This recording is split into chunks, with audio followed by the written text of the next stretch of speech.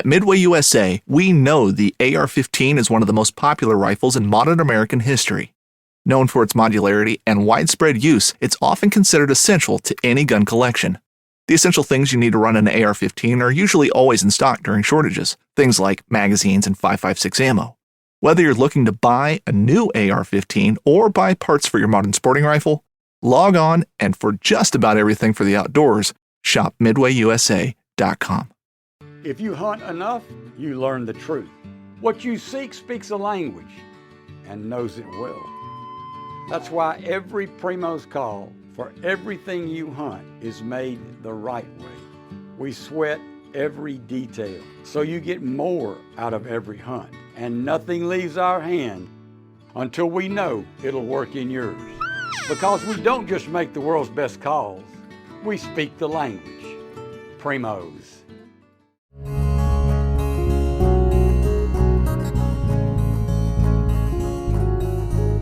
Welcome to the Casting Across Fly Fishing Podcast. I'm Matthew of castingacross.com, where I explore the quarry and culture of fly fishing. You are listening to the 264th episode of the podcast, and I appreciate it. Whether this is your first time or you've been here for a while, thank you for downloading and for listening. Today we're talking about 3 fly fishing lies. 3 fly fishing lies. One of the things that I think about as I write for Casting Across, as I prepare podcast material for the podcast, are things that are out there in the culture, in the fly fishing culture, or maybe even in the general outdoors culture, and our perceptions about fly fishing and how we need to maybe do a better job of communicating things, both for people who are observing, but certainly for people who are participating. And as the stewards of fly fishing, those who fly fish, we have that opportunity, and that's helpful for ourselves, and it's helpful for folks who are kind of paying attention and who might want to get involved in fly fishing. And so if you're new, this stuff might be very helpful for you because you might be working through some of these issues. And if you've been fly fishing for a long time, these are things that you might have a slightly improper perception of, or you might kind of have this inconsistency where you know the right answer, but you also kind of toe the party line when it comes to some of these, what I would call lies or mistruths or half-truths when it comes to fly fishing. And here's the first one. The first one is that you can learn fly fishing by yourself. You can learn fly fishing by yourself. The DIY world is really exciting. I'm doing a lot of home renovations right now, and I'm happy that I can do about 95% of them either by myself or with somebody alongside me that's not a professional, but somebody who's just done that kind of project before. But even in that, it's not truly DIY. I'm doing it with someone, whether it be one of my kids holding up some cabinetry while I can attach to the wall, whether it be a friend coming over so that he can hold down the flooring while I nail it in, whether it be somebody that is a professional but is a friend who comes over and help me with some measurements and some calculations.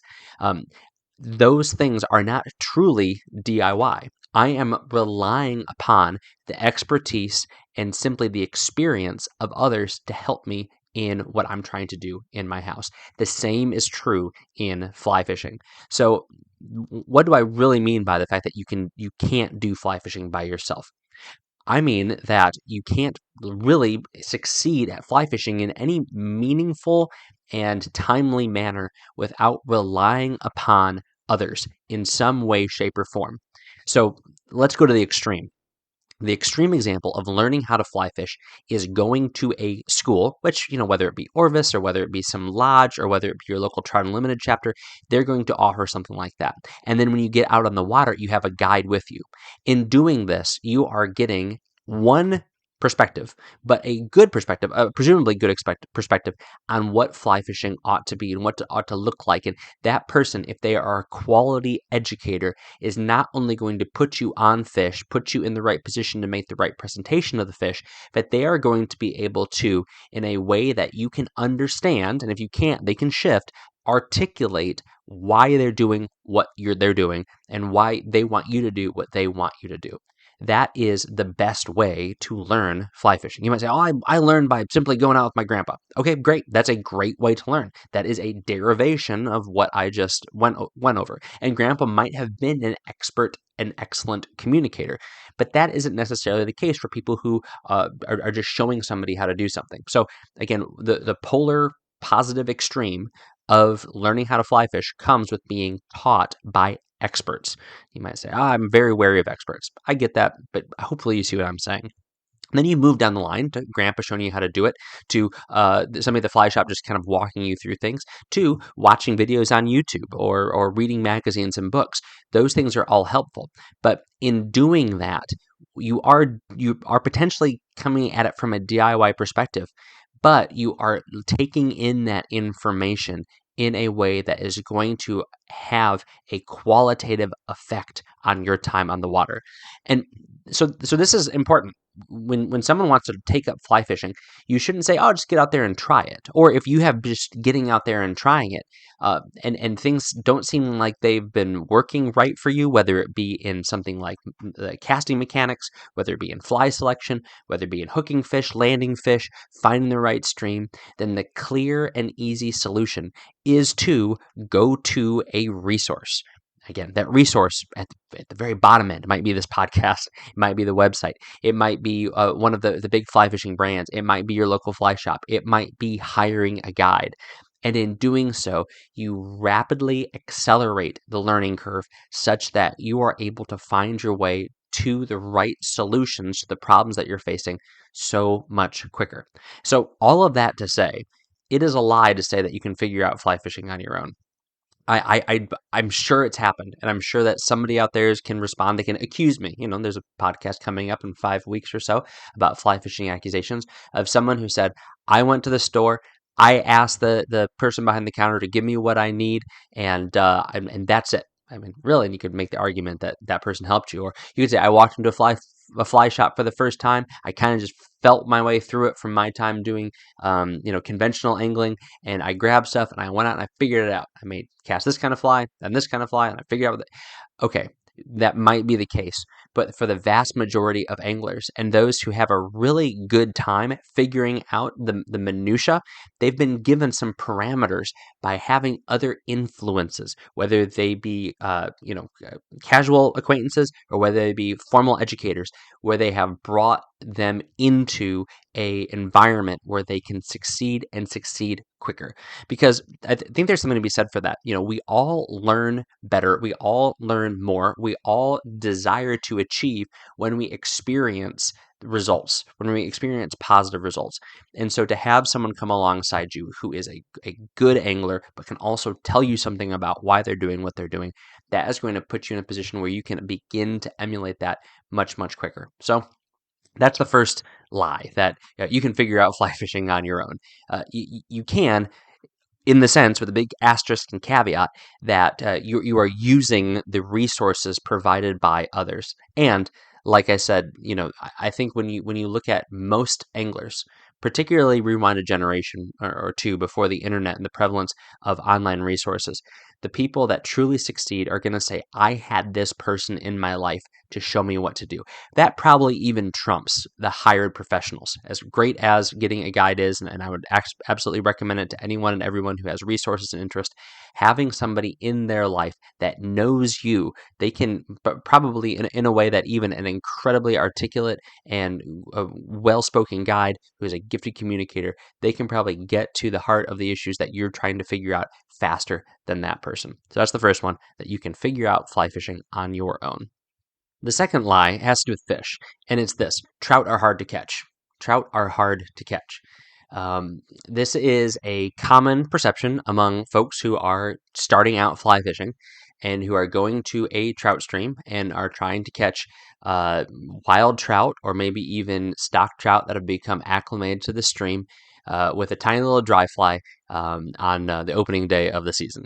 Trout are hard to catch. I tried. I cast thousands of times. I didn't even get a look. Well, you know what? Some trout are hard to catch. But I can tell you, after fishing for I don't know how many years, 30 plus years, bluegill can be hard to catch. I have seen bluegill that have refused everything that I have offered to them. So ought the conclusion be bluegill are hard to catch? No. I mean, even this summer, I came across just a ton of bluegill on a pond that gets no pressure in Virginia, and these things had lockjaw. It took so much work to get into these fish, and that became the challenge. It had nothing to do with the fact that this is the kind of fish that kids catch with a worm under a bobber. It had nothing to do with the fact that that there was big bass in this pond that I could be pursuing. It had to do with the fact that I wanted to catch this one particular type of fish. They weren't necessarily the best fighters. Certainly wasn't going to eat the things, but I wanted to catch that fish. It's the exact same situation when you talk about why people think that trout are hard to catch. There are plenty of trout that are easy to catch. There are times when you can't help but catching trout. You only have to look as far as the local stream where the folks throw worms and spinners and power bait and little crankbait and things like that, and they catch their limit, and they do so quickly. It's not that trout are necessarily hard to catch. It's that trying to catch trout where you're trying to catch them and how you're trying to catch them might be a little bit harder. We've all had the experience, or I'm being presumptuous there. We've probably had the experience where there's some streams that for some stretches, they lock up and those fish aren't going to play ball. It just is what it is for that season, whether it be temperature swings, whether it be pressure, whether it be just where those fish are in their seasonal cycle. They are not going to want to pursue flies, particularly certain types of flies. They might want not to chase a big streamer. It's just not what they want to do, whether it be a small fish or a big fish. They might not want to look up. They have no interest in rising to flies. There could be mayflies or caddisflies dancing all over the surface, and they have no interest in it. However, something flips. All of a sudden, the terrestrials are out, and they're going to pursue ants. And maybe once they start rising to ants, they're going to start rising to other bugs. The temperature starts to drop, and they anticipate having a time when they need a little bit more nutrition, and so they're going to start chasing those streamers. So there's streams that are great one day and they're not great the next day. And this is really more the case when it comes to people saying trout are hard to catch on a fly rod. There's plenty of fish that are hard to catch on a fly rod. Bonefish are hard to catch on a fly rod. Rooster fish are hard to catch on a fly rod. There's been plenty of situations and circumstances where I know there's smallmouth bass all across a stretch of river, and they want nothing to do with a popper or a streamer or a nymph. They just are completely uninterested in everything that I am presenting to them, and they act just like trout. And I think that's a great example. River smallmouth and river trout behave remarkably similarly. This is why I always recommend trying nymphing for river smallmouth, because it is a major food source for them. And although it's not as glamorous or sexy as throwing a popper, it's going to produce as much, if not more. But there's times where river filled with smallmouth are just very, very difficult to diagnose and very difficult to get any production out of, whereas a trout stream is much more easier to do. So this is one of those misconceptions I think we have about fly fishing for trout. I think what this stems from is people wanting to wade into a river, put on like a size 12, Royal Coachman, and cast it upstream and drift it across, and just anticipate that, like in the insurance commercials, the trout are come jumping out of the water to get their fly. That's not necessarily how it's going to go. There's going to be a lot more work that goes into it. And that's why people turn to nymphing so often. That's why people turn to fishing streamers more often. It is a higher percentage yield more often than not. And so it is a lie to say that trout are hard to catch on a fly rod, because all fish can be hard to catch on a fly rod. And all trout can be hard to catch with spinning gear, with bait. But to remember that your bad experience on a river that had fish in it is a bad experience for one day. It might be indicative of your need to change something, and more often than not, that's the case.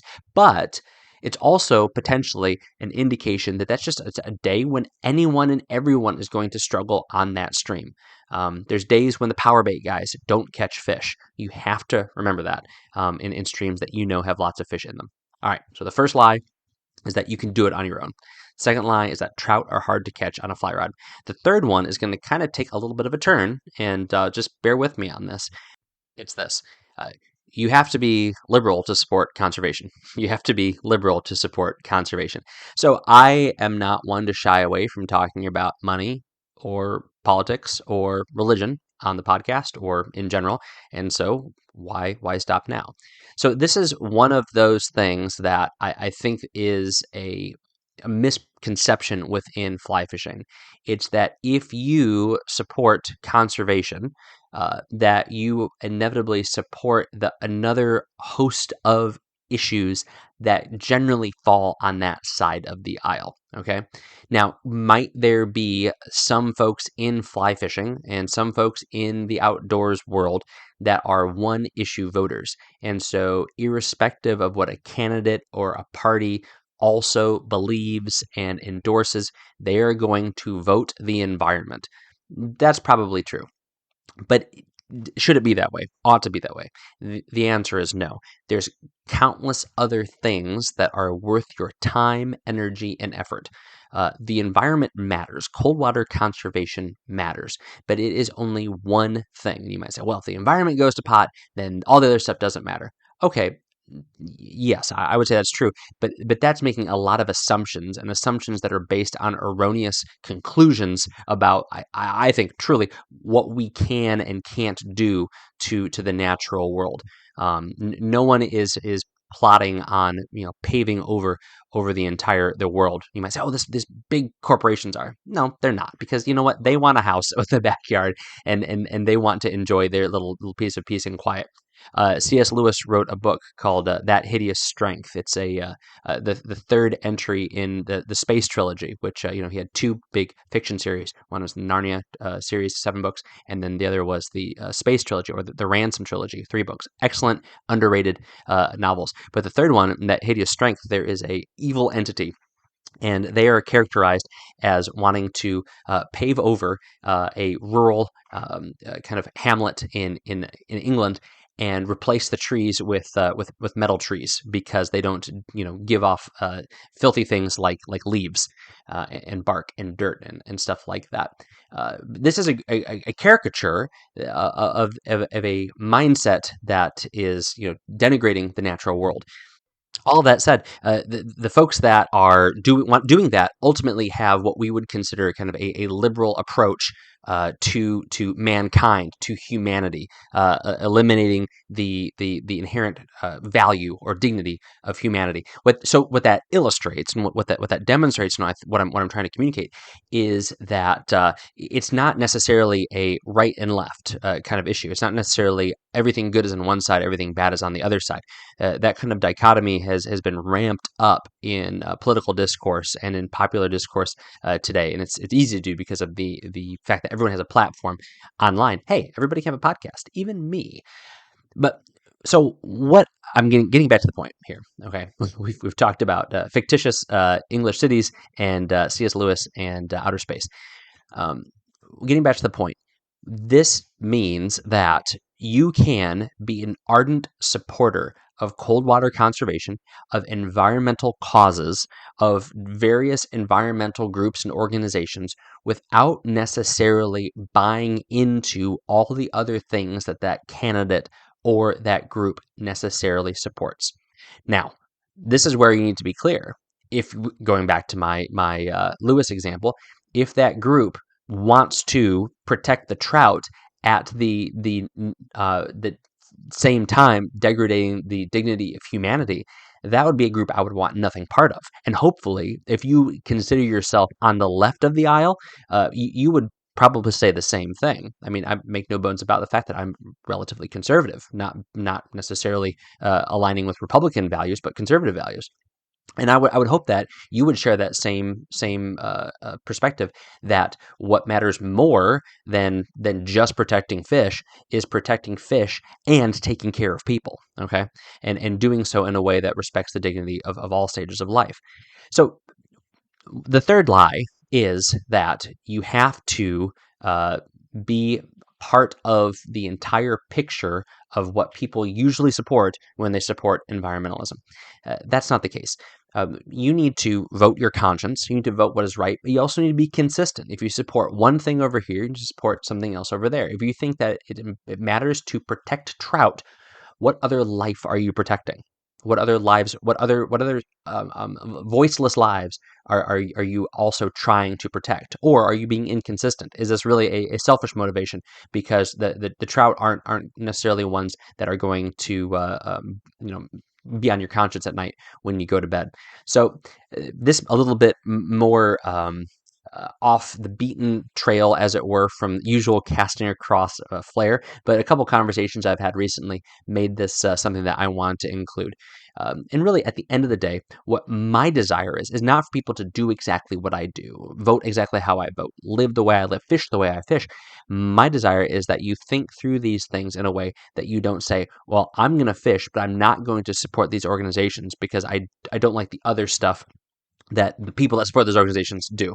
That may be a very valid reason to not support it. It's just shouldn't be necessarily a stopper for it.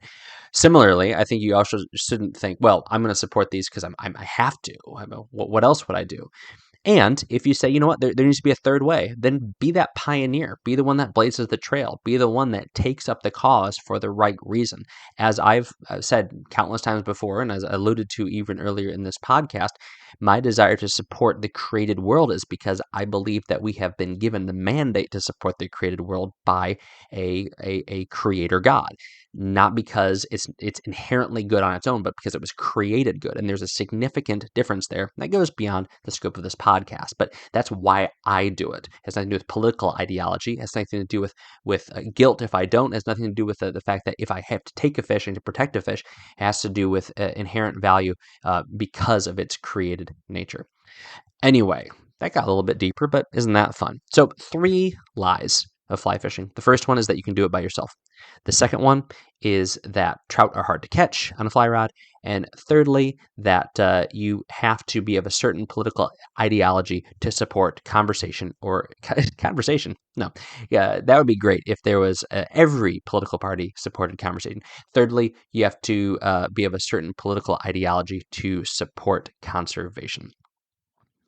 This week on Casting Across, 3 articles. The first one that came out was called 4 Fly Fishing Trip Questions. 4 fly fishing trip questions. So we have a lot of these downstream conversations about fly fishing trips. Where should I go? Should I get a guide? Things like that. What time of year should I go? Those are great questions. Those are worth talking about. But there's 4 things that I identify in this article that actually happen upstream of that.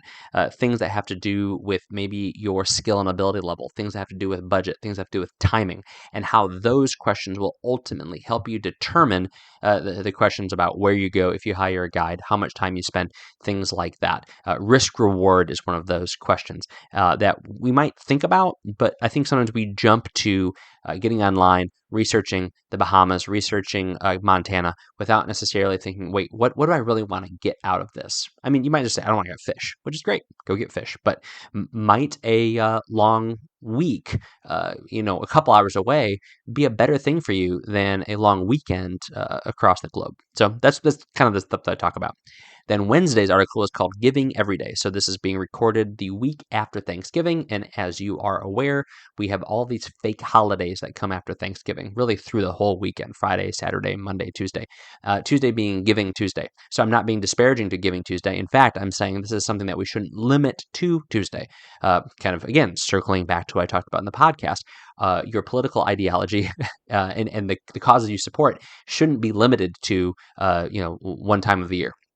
And so what I'm advocating is making routine benevolence and altruism part of your life, but certainly within your fly fishing interest. And so I highlight 4 organizations, and every one of them has to do with fly fishing and youth. 2 are explicitly fly fishing. One is very fishing focused, and one of them is general outdoors, but certainly has mixed fishing and fly fishing in it, and it's local to me up here in New England. So definitely check that out and check out those links. And I think for every one of those organizations that I mentioned, I have countless other articles on Casting Across talking about them, interviewing their founders, interviewing their participants. So they're definitely worth checking out. And that article, again, is called Giving Every Day. This week's recommendation is a recommendation I've made before, but I'm going to make it again now because they have sent out some really cool emails, and they've been doing this for a few months now, but the app is Trout Routes. So this is not a social media app. Okay, I just want to say that again because that's the big question that I know they get, and it's a question I've got when I've told people about it. It's not a place where you tell people where you're fishing. It's an information gathering app, not from you, but from the world, from various conservation organizations, from or state conservation organizations, from maps, from user information that is provided on purpose so that there is access information, so that there is regulation information, so that there is stream flow data, things like that. So it's not where you're fishing, not how many or what kind of fish you're catching. It's information and data to provide to you so that you can go and fish better and fish more informed and find new places to fish. But what they've been doing is putting classes out. So a couple of the software packages for different things I use for work and for whatnot, they have seminars, webinars, if you will, that talk about how to use the platform. And the fact that Trout Routes is doing this, and they do this with various members of their team, people who are more focused on the software side, people who are more focused on the biology side, on the mapping side, and they walk you through how you can use these things. And as far as I can tell, it's free if you have the app. It's probably free if you don't have the app to encourage you to get the app too, but they're definitely worth checking out. They're definitely worth looking at. It's a great value added thing to a great app already. And I'm pretty confident they still are running you get so many days free with the pro features of the app. But I would definitely encourage you to check it out. If you have everything already and you're looking for a gift in this holiday season, it's a great gift to give someone who fly fishes, or a great gift to ask for a year of Trout Routes. So I'll put a link to Trout Routes' website on the show notes to this podcast page. And on their website, you can find information about the educational and user encouragement opportunities that you can find on their platform.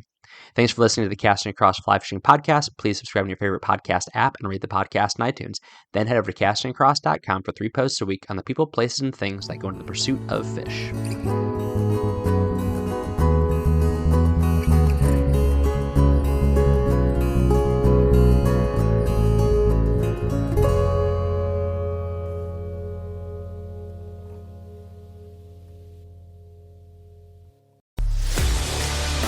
A life that has the stories to back it.